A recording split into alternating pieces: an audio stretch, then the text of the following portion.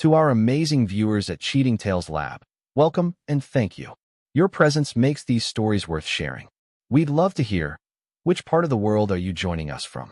Let us know. Now, let's dive into today's story. Chapter 1. The Perfect Facade. Reed Thornfield stood in his mahogany-paneled office, overlooking the Seattle skyline through floor-to-ceiling windows. At 42, he commanded respect in the tech consulting world, not through inherited wealth or corporate politics, but through sheer brilliance and an unwavering code. Loyalty was everything. Betrayal was unforgivable. His phone buzzed with a text from his wife, Brooke. Working late again. Don't wait up. The same message he'd received 3 times this week. Reed's steel-gray eyes narrowed as he studied the timestamp, 6:47 p.m. Yet through his office window, he could see Brooke's silver Mercedes pulling into the parking garage of the Fairmont Hotel downtown. Reed had built his life on precision and control. 15 years ago, he'd met Brooke Lancaster at a charity gala. She was 25, blonde, stunning, from old Seattle money, but surprisingly down-to-earth.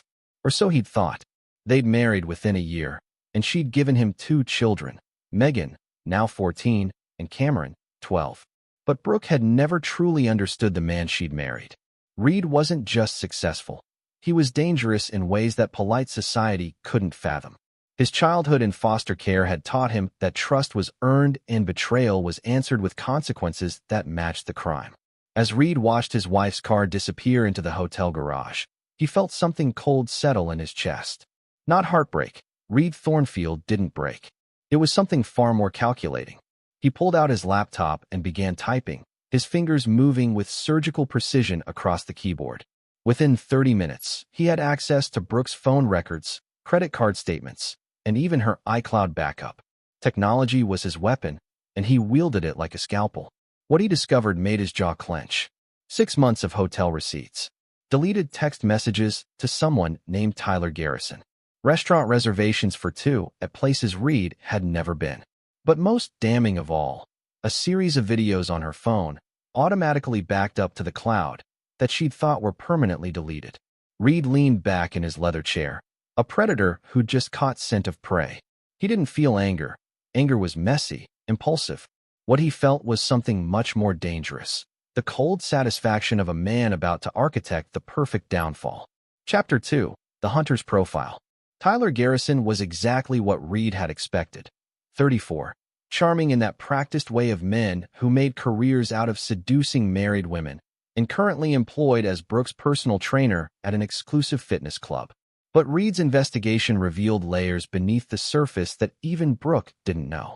Tyler wasn't just a trainer. He was a predator with a pattern. Reed discovered he'd had affairs with at least 4 other wealthy married women over the past 3 years. Each relationship had followed the same arc: charm, seduction, emotional manipulation, and then financial extraction. Tyler had a talent for convincing lonely wives to loan him money for various sob stories. But Reed found something else in Tyler's background that made him smile coldly. Tyler's ex-wife, Amanda, had divorced him 2 years ago after discovering his serial cheating. She'd been financially ruined in the process, losing everything to legal fees and Tyler's manipulative games. She now worked as a waitress in Tacoma, bitter and broken. Reed arranged to meet Amanda at a coffee shop near her workplace. She was small, tired-looking, with haunted eyes that had once probably sparkled. When Reed introduced himself and explained why he was there, those eyes lit up with something dangerous. "He destroyed my life," Amanda whispered, gripping her coffee cup so tightly her knuckles went white. "He convinced me he loved me, got me to take out loans, liquidate my inheritance, even mortgage my grandmother's house. Then I caught him with my own sister." Reed leaned forward. "What if I told you there was a way to make him pay? Not just Tyler, but everyone who enabled him." Amanda's smile was sharp enough to cut glass. "What do you need me to do?" Meanwhile, Reed's investigation into his own wife revealed uncomfortable truths. Brooke hadn't just strayed physically. She'd been embezzling from their joint charity foundation, the one Reed had established to help foster children. Small amounts at first, then larger sums, all funneled to Tyler through various dummy transactions. But Reed found something else that made his blood run cold. In Brooke's deleted videos, the ones she thought were gone forever, she wasn't just documenting her affair. She was actively planning Reed's destruction, discussing how to frame him for financial crimes, how to use their children as weapons in a divorce, how to take everything he'd built and leave him with nothing. In one particularly damning video, recorded just last week, Brooke laughed as she told Tyler, "Reed thinks he's so smart, but he's just another rich idiot who thinks loyalty means something.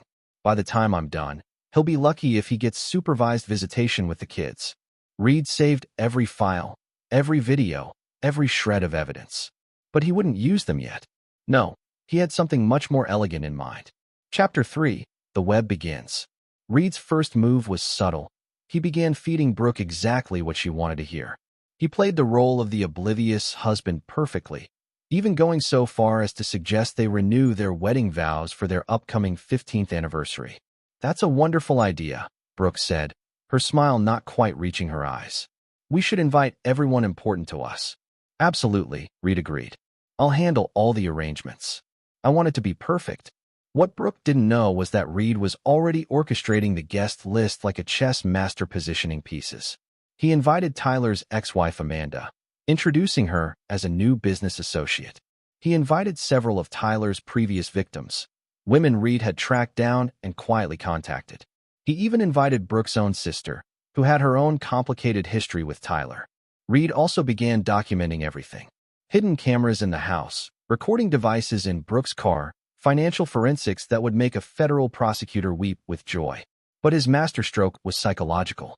He started leaving small signs that he might know, just enough to make Brooke paranoid, but not enough to confirm her suspicions. A restaurant receipt for a place they'd never been together left casually on his desk. A comment about Tyler seeming familiar when Brooke mentioned her trainer. Flowers delivered to the house with no card, making Brooke wonder if Tyler was being reckless. The paranoia was eating at her. Reed could see it in the way she checked her phone obsessively, the way she jumped when he entered a room unexpectedly. Good. Fear was a useful tool. Meanwhile, Reed was building alliances. He approached Dr. Lisa Chun, the family therapist Brooke had suggested they see for communication issues. Dr. Chun was professional, ethical, but she was also a woman who'd been through her own messy divorce. When Reed presented her with carefully selected evidence of Brooke's planning to use the children as weapons, Dr. Chin's professional demeanor cracked. "This is psychological warfare against children," Dr. Chin said, reviewing the videos where Brooke discussed turning Megan and Cameron against their father. "I can't be part of therapy that's being used as a weapon." "I'm not asking you to be," Reed replied. "I'm asking you to document what you observe. Professionally. Objectively." Reed's children had always been his soft spot, but he was beginning to see cracks in their loyalty that concerned him. Megan, 14 and sharp as her father, had started asking pointed questions about why mom was always working late. Cameron, younger and more trusting, still believed his mother's explanations, but Reed could see the confusion in his son's eyes. The test came sooner than expected. Reed set a trap. He told Brooke he had to travel to San Francisco for 3 days for a client emergency.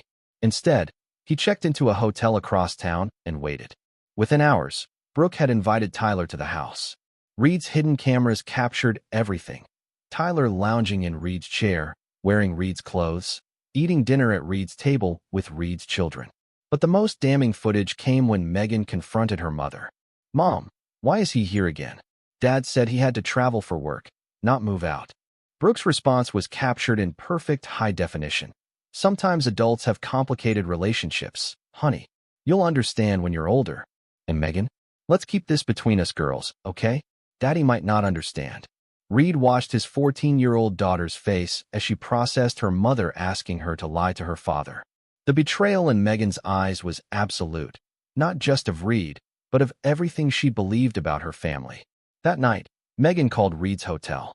"Dad, I know you're not really in San Francisco, and I know what Mom's doing." Reed closed his eyes. His daughter had just chosen sides, and it broke something inside him that he thought was unbreakable. "What do you want to do about it, sweetheart?" "I want them to pay," Megan said, her voice carrying a coldness that reminded Reed of himself. Both of them. Chapter 4. The Daughter's Gambit. Megan Thornfield was her father's daughter in every way that mattered. At 14, she possessed a sharp intelligence that unnerved adults and a moral code as rigid as Reed's own. When she discovered her mother's betrayal, She didn't just feel hurt. She felt rage. "I've been watching Mom for weeks," Megan told Reed during a clandestine meeting at his office. "She thinks I'm just a stupid kid, but I see everything. Tyler's been coming around since before you went to San Francisco. And Dad, there's something else." Reed raised an eyebrow, impressed despite the circumstances. "What else?" "Mom's been recording videos on her phone. Like confessional videos. She deletes them right after, but I know they go to the cloud first because you set up automatic backup on all our devices." Megan's smile was sharp. "She doesn't know I have the password to her iCloud account." Reed felt a surge of paternal pride mixed with concern. His daughter was becoming him, brilliant, calculating, and absolutely ruthless when crossed. "Megan, what exactly are you suggesting?" "I'm suggesting we download everything before she figures out how to permanently delete it. And I'm suggesting we use Cameron." "Use your brother how?" Megan's expression hardened. "Cameron still trusts Mom completely. He'd do anything she asked, including bringing her phone to court if she told him it was important for helping Daddy. But he wouldn't know what was really on it." Reed studied his daughter carefully. She was proposing using her 12-year-old brother as an unwitting weapon against their mother. It was brilliant, cold, and exactly the kind of thinking that would serve her well in life, or destroy her soul entirely. "That's a dangerous game, Megan. Are you sure you want to play it?" "She made it a game when she chose him over us," Megan replied. "I'm just playing to win." Reed made his decision. "Show me these videos." What Megan revealed made Reed's previous discoveries look tame. Brooke hadn't just been planning Reed's downfall. She'd been documenting her strategy like a general planning a war. Videos of her coaching Tyler on what to say if questioned. Videos of her practicing testimony for their inevitable divorce proceedings. Videos of her laughing as she described how she'd turned the children against Reed by claiming he'd been emotionally abusive. But the most damning video was recent, recorded just 3 days ago. In it, Brooke sat in her car outside Cameron's school, speaking directly to the camera with chilling calculation. "Tyler thinks this is just about money, but he's wrong. This is about complete destruction. Reed Thornfield thinks he's untouchable, thinks his precious reputation and his money make him safe. But when I'm done, he'll have nothing. No business, no children, no legacy.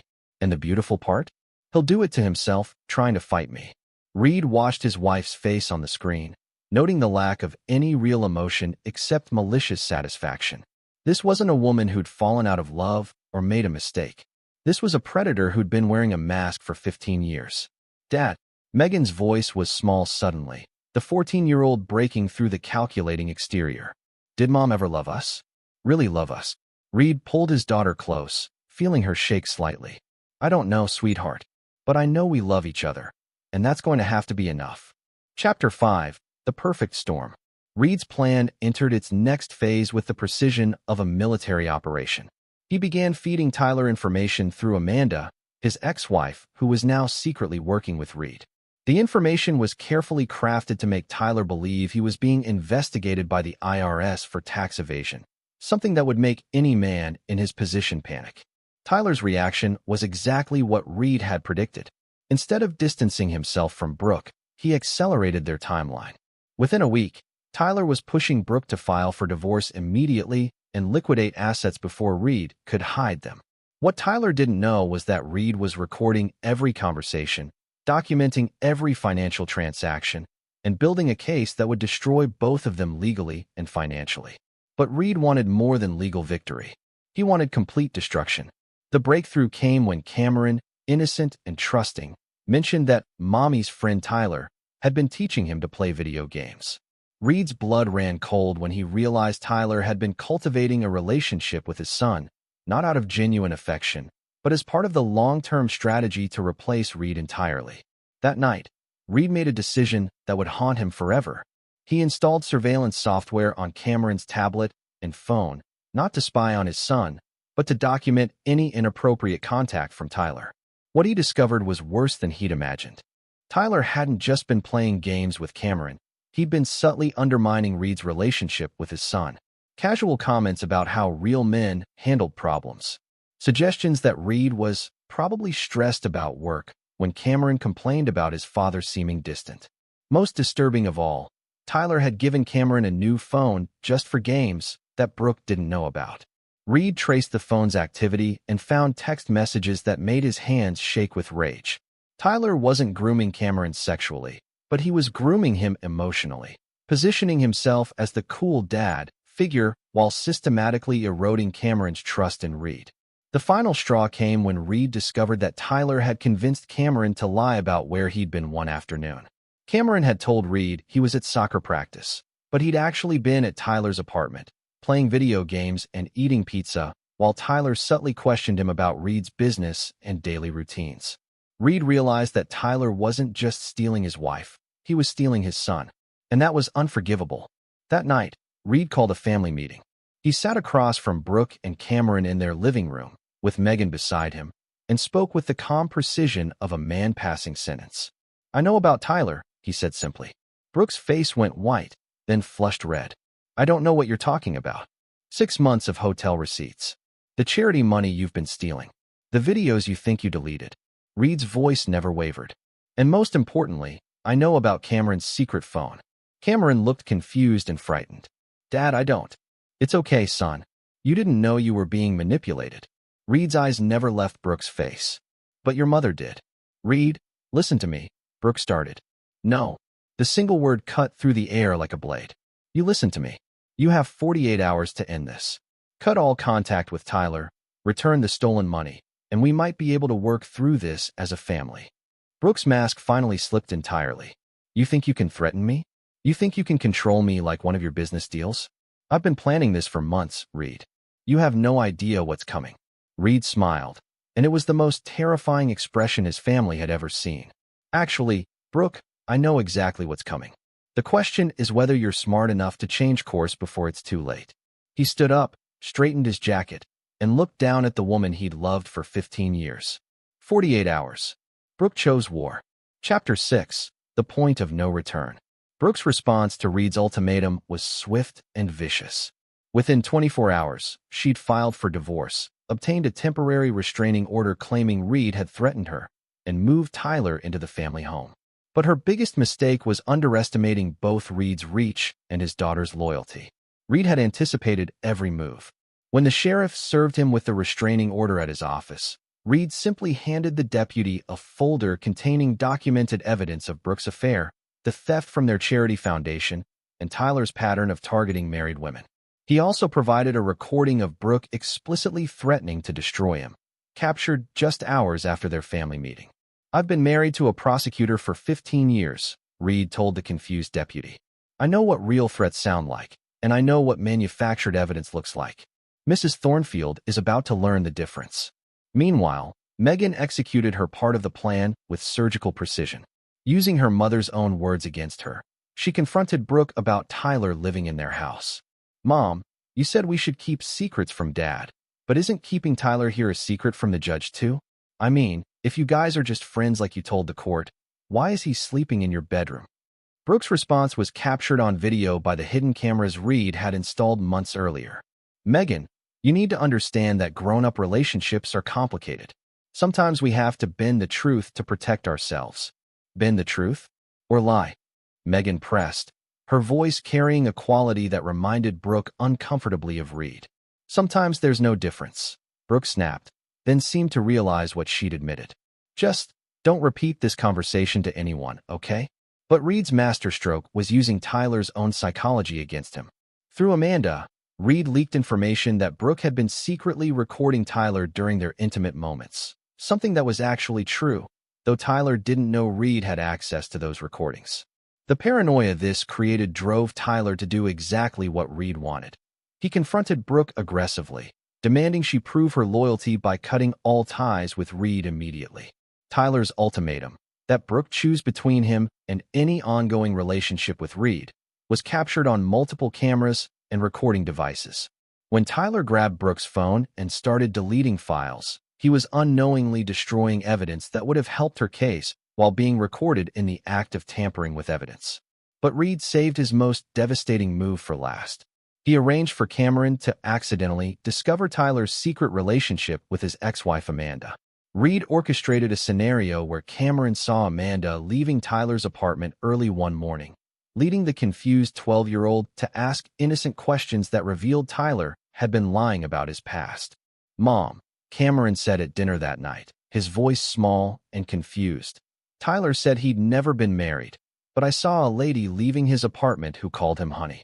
And she had pictures of him on her phone from a wedding." Tyler's response was explosive. Instead of explaining or deflecting, he lost his temper at being questioned by a child. "That's none of your business, kid.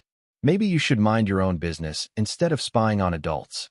Cameron's face crumpled, and for the first time, he saw Tyler not as the cool adult who played video games with him, but as a hostile stranger who'd just yelled at him for asking an innocent question. Brooke's defense of Tyler over her son's hurt feelings was the moment Cameron finally understood what his sister had been trying to tell him. His mother had chosen this stranger over her own children. That night, Cameron climbed into Megan's bed, crying. "I want Dad to come home," he whispered. "I want Tyler to go away." Megan held her little brother and made a decision that would define the rest of their family's future. "Dad's going to fix this," she promised.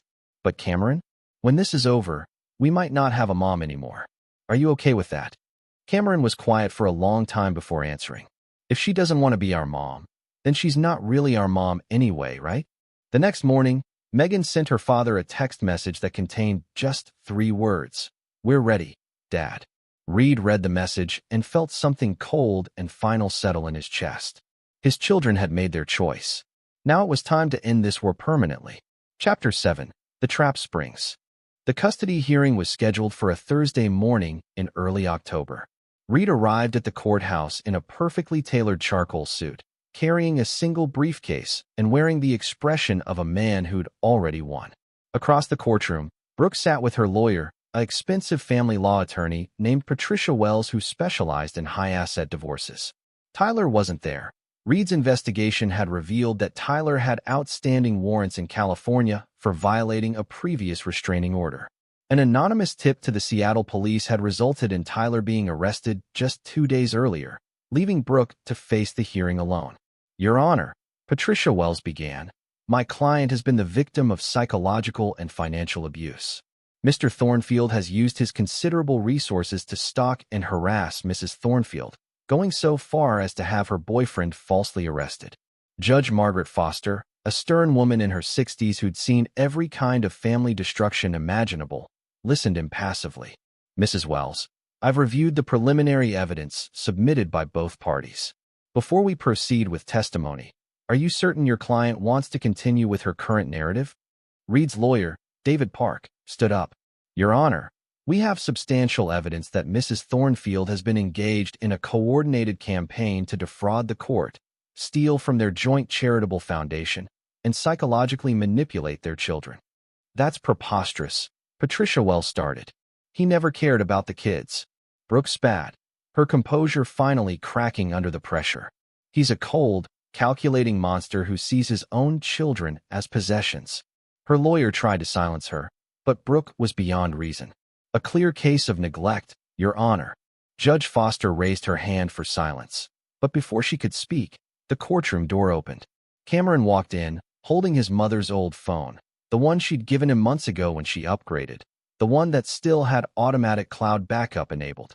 "Daddy," Cameron said, his young voice carrying clearly in the silent courtroom, "can I play the mom's deleted videos?" The judge stared. Brooke's lawyer stammered, suddenly understanding that they'd walked into a trap that had been months in the making. Reed looked at his son with a mixture of pride and heartbreak. Cameron didn't fully understand what he was about to unleash, but he trusted his father completely. "Go ahead, son." Cameron, with the technical competence that all children seemed to possess, connected the phone to the courtroom's audiovisual system. The screen flickered to life, and suddenly Brooke's voice filled the room. "Tyler thinks this is just about money, but he's wrong. This is about complete destruction.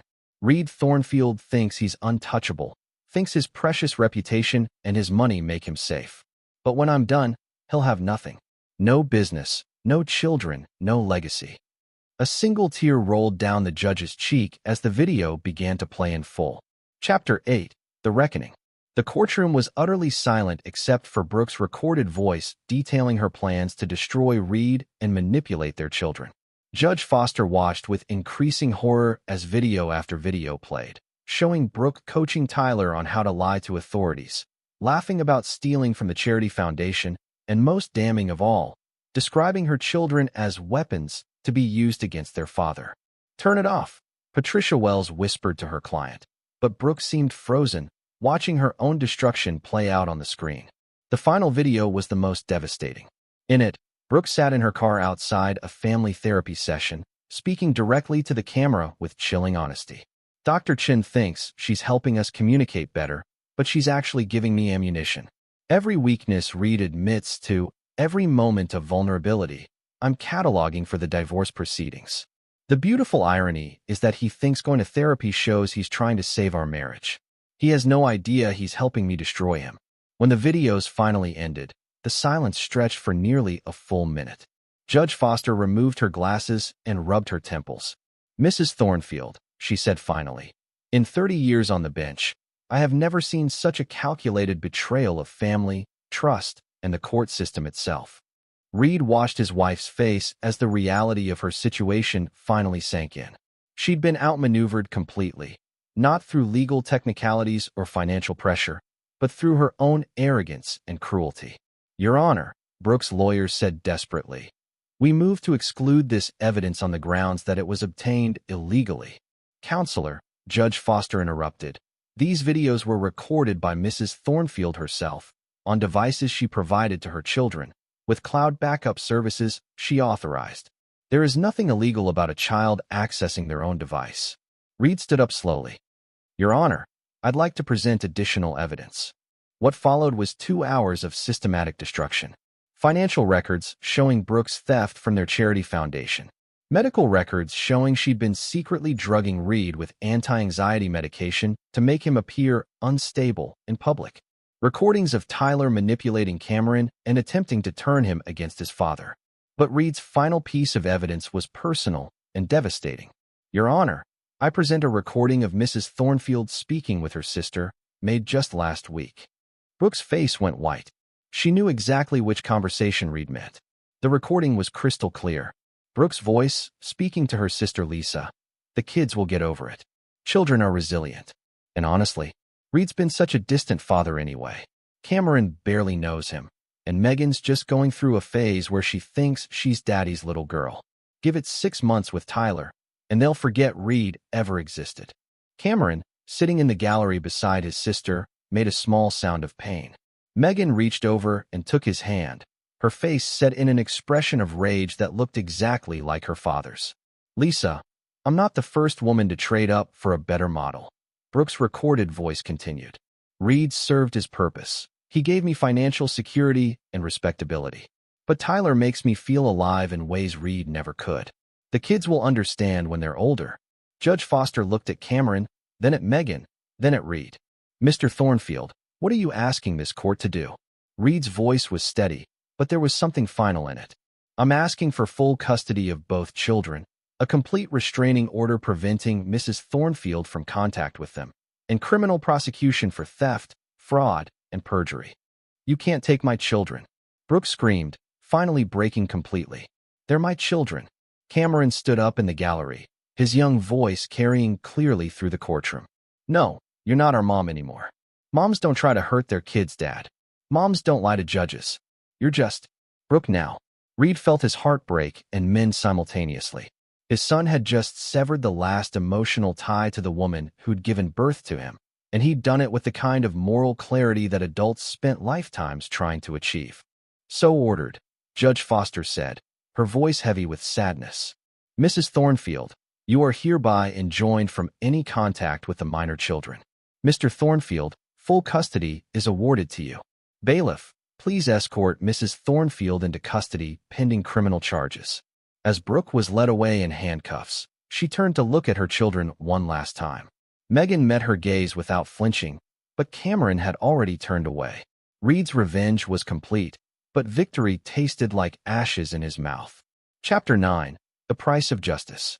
6 months later, Reed stood in his backyard watching Cameron and Megan play catch in the late afternoon sun. Tyler had been sentenced to 2 years in prison for fraud and violation of restraining orders. Brooke had received 5 years for theft, fraud, and conspiracy. The charity foundation had been fully restored and was thriving under new leadership. By any measure, Reed had won completely. But victory came with costs he hadn't anticipated. Cameron, now 13, was in therapy dealing with the trauma of having his worldview shattered. He was a good kid, resilient and loving, but he developed a wariness around women that worried Reed. The boy who'd once trusted easily now questioned everything. Megan, at 15, had inherited all of Reed's intelligence and none of his capacity for forgiveness. She'd become calculating in ways that impressed and terrified her father. When her friend Jessica had betrayed a confidence at school, Megan had systematically destroyed the girl's social life with surgical precision. When confronted, Megan had simply said, "Betrayers pay, Dad. You taught me that." Reed realized he'd created a monster in his own image. The phone rang, interrupting his thoughts. It was Dr. Chun, the family therapist who'd been working with them since the trial. "Reed, we need to talk about Megan," she said without preamble. "She's displaying concerning patterns of behavior, manipulative tendencies, lack of empathy for those she perceives as having wronged her, and an almost pathological need for control." Reed watched his daughter throw the ball to her brother with mechanical precision. "She's protecting herself the only way she knows how. She's becoming you, Reed. The ruthless version of you. Is that what you want for her?" The question hit Reed like a physical blow. In teaching his children that betrayal was unforgivable, that loyalty was everything, and that weakness invited destruction, had he poisoned them with his own darkness? That night, Reed called both children into his study, the same room where he'd planned Brooke's destruction. "I need to tell you both something important," he began. "What happened with your mother, what I did, it was necessary, but it wasn't right." Megan frowned. "Dad, she betrayed us. She got what she deserved." "Did she?" Reed asked. "Megan, your mother was wrong. What she did was unforgivable. But the way I handled it, the way I turned you both into weapons against her, that was wrong too." Cameron looked confused. "But Dad, you protected us." "I protected you, yes. But I also used you. And I turned you into people who see the world as divided into two groups, those who are loyal and those who are enemies. That's not how the world really works." Reed looked at his children, brilliant, damaged, hardened beyond their years, and made a decision that went against every instinct he'd developed since childhood. "I'm not asking you to forgive your mother. I'm not asking you to forget what she did. But I am asking you to choose to be better than I am. To find room in your hearts for second chances, for mercy, for the possibility that people can change." Megan's expression was skeptical. "Dad, you always said." "I was wrong," Reed interrupted. "About a lot of things. Loyalty is important, but so is forgiveness. Strength is important, but so is vulnerability. I taught you to be warriors, but I forgot to teach you to be human." He pulled out 2 letters, one addressed to each child. "These are from your mother. She's been writing to you from prison. I've been intercepting them." The betrayal in his children's eyes was immediate and complete. "You kept her letters from us?" Cameron whispered. Reed nodded, feeling the weight of his own hypocrisy. "I told myself I was protecting you. But really, I was protecting myself. I was afraid that if you heard from her, you might forgive her. And I couldn't bear the thought of sharing your loyalty." Megan stood up abruptly. "So you're just like her. You manipulated us too." "Yes," Reed said simply. "I did. And I'm sorry." The silence stretched between them, heavy with broken trust and painful realizations. Finally, Cameron spoke. "What do the letters say?" "I don't know," Reed admitted. "I never opened them. I was too afraid of what they might contain." Megan picked up her letter, staring at the familiar handwriting on the envelope. "She might be lying again." "She might be," Reed agreed. "But doesn't she deserve the chance to try? Don't you deserve the chance to decide for yourselves?" Cameron grabbed his letter too, then looked at his father with eyes that seemed far older than 13 years. "Dad, are you going to forgive her?" Reed considered the question carefully. "I don't know if I can, but I'm going to try to forgive myself for what I turned all of us into. And maybe that's a start." As his children left the room with their letters, Reed realized that his greatest victory might ultimately be teaching them to be better than he was. The man who'd never forgiven betrayal was learning that sometimes the greatest strength lay in choosing mercy over revenge. But forgiveness, Reed was discovering, was a much harder war to win than vengeance had ever been. 6 years later, Reed received a graduation announcement. Megan had graduated valedictorian from Stanford Law School. At the bottom, she'd written a note. "Dad, I chose to be a prosecutor, not a predator. Thank you for teaching me the difference. P.S. Cameron and I visit Mom every Christmas. She's different now. So are we. Love, Megan. Reed smiled and added the announcement to his desk drawer, next to 17 unopened letters from his ex-wife. Some betrayals, he realized, took a lifetime to forgive. But perhaps that was okay too. In the end, Reed Thornfield learned that the most brutal revenge of all was choosing to heal instead of hurt, to build instead of destroy, and to teach his children that their greatest strength lay not in their ability to make others pay for their betrayals, but in their capacity to rise above them. He never forgot. He never fully forgave. But he learned to choose love over vengeance, one difficult day at a time. This is where our story comes to an end. Share your thoughts in the comments section. Thanks for your time. If you enjoy this story, please subscribe to this channel. Click on the video you see on the screen, and I will see you there.